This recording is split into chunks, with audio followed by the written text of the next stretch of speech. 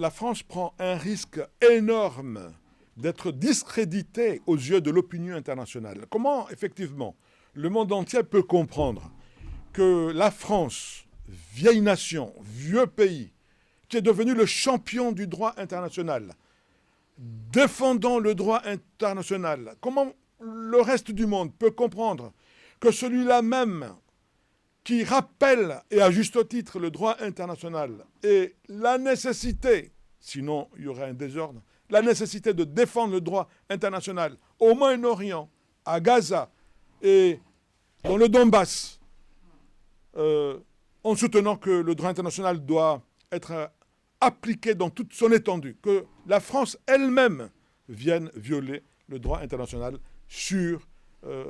directement sur le territoire comorien. Cette situation nous perturbe en réalité, parce que nous aurions aimé que le discours de la France soit crédible.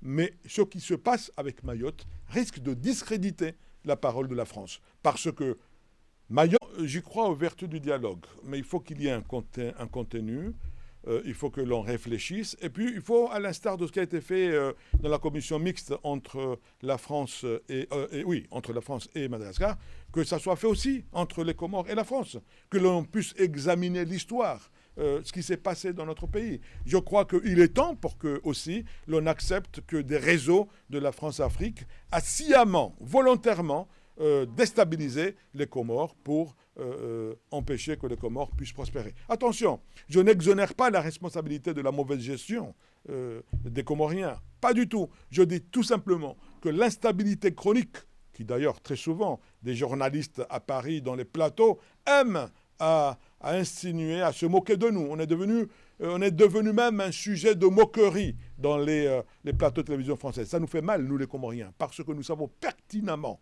qu'aucun coup d'État n'a été fait par Wagner aux Comores, ni par les Chinois, ni par un autre peuple. Il a été fait par Bob Denard et ses amis. Ce sont des Français.